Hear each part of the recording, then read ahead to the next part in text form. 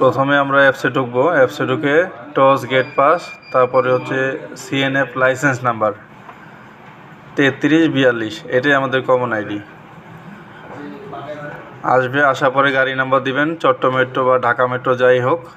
দেওয়ার পরে হচ্ছে সিরিয়াল দিবেন, তারপরে গাড়ি সিরিয়াল দিবেন। কার্ড নাম্বার যদি পান তো কার্ড থাকলে সরাসরি স্ক্যান করে দিবেন, আর যদি কার্ড না পান তো নাম্বার বসালেও হবে।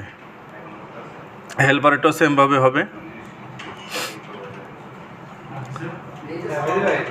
তারপরে হচ্ছে মোবাইল নাম্বার দিবেন, ড্রাইভারের মোবাইল নাম্বার, যে ঢুকবে তার নাম্বার।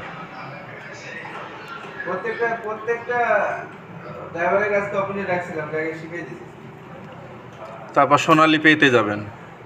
আমার একটু শিখিয়ে দাও।